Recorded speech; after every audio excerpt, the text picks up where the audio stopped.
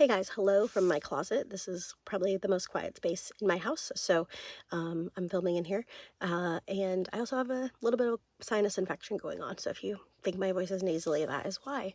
But I wanted to talk about some of my recent sales on Mercari. I know there's been a lot of chatter about what Mercari is doing because if you're not aware, they changed their fee structure about a year ago, and then they flip-flopped and went back to kind of an iteration of what their fee structure used to be. And so oftentimes when we see reselling platforms do that, it can really turn off customers and make things kind of weird for a minute. And I definitely think we're seeing that with Mercari, but I'm optimistic because I have seen some traction in the last couple weeks, and I wanted to share that with you guys, and I wanted to share knowledge and see if y'all have seen the same thing, what types of items are selling for you, maybe learn a little bit about how Mercari is behaving and what types of items we should be listing on Mercari to see a return on our investment.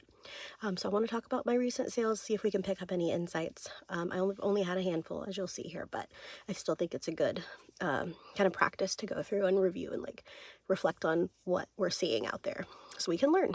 So first things first, Banana Republic women's size 6 Sloan pants there at the bottom. I sold those for the second time because they actually were purchased on Mercari. Somebody put the wrong address. They got returned to me.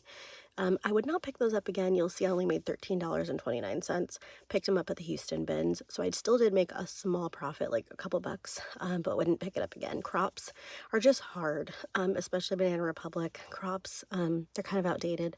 So they were in great shape. That's why I picked them up, and I just kind of wanted to try. And I love shopping at the bins because it gives me the flexibility to be able to do that.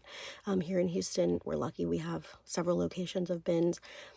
Goodwill bins, Goodwill outlets, and we can kind of experiment with a smaller risk there on our investment.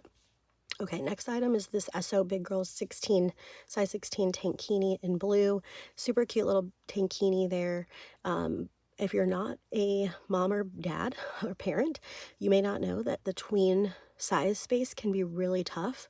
And so people often search the secondhand market for tween sizes of clothing because they are so hard to find. And bathing suits can be hard because, of course, they're not on sale all year round at your traditional retailers. So anytime I have my kids' bathing suits, that they're growing out of, if they're in good shape, I will list them for that purpose. And so this one sold. And again, I did not mention this, but I pay my shipping out of that cost that you're seeing on the screen because I do offer free shipping on Mercari. I just don't like dealing with their shipping structure on Mercari. So I just add a couple bucks into my pricing to kind of offset that, which does kind of take a hit on my profits. But again, since Mercari's been slow, I have been more flexible with my cost to try to generate sales. Okay, next item was the Juicy Couture women's linen pants that you're seeing. They're super cute. You can see they're tie-dye, and Juicy Couture is making a big comeback. It's a Y2K brand. People are talking about it. There's a lot of buzz around it. If you find items in good shape that are vintage, they can go for good money. And so I actually got those at a buy-sell trade store in my area called Uptown Cheapskate. They were having their stamp sale, so things were like 70 or 80% off. I have store credit there that I use because I'm typically taking in items every now and then that are not selling for me or that I find and I think they're good candidates for Uptown Cheapskate or my own stuff or my family stuff that fits the bill for what they're looking for. And then I use that credit oftentimes to buy stuff for myself or my family, or I get items that I can resell if they're good contenders. But I only paid a couple bucks for those Juicy Couture pants. Believe it or not, nobody wanted them at Uptown Cheapskate, so they went on sale. And deduct my shipping out of there, I'll probably end up making myself about 18 bucks or so. Citizens of Humanity Rocket crops. Again, crops. Got to be careful with crops. I didn't know they were crops when I got them, but only paid a couple bucks. Got them at that same Uptown Cheapskate stamp sale. And so you'll deduct shipping out of there. And again, probably going to make myself around the $18 to $20 mark when all is said and done.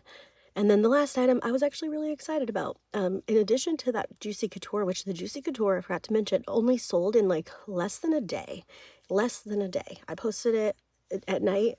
By morning, like it was sold. So that was really cool. Torrid, kind of similar story there. I posted that a couple days ago. It's already sold. And that was my full asking price. So I'll deduct shipping out of there, and then I'll be shipping that off to the new buyer. Super cute dress.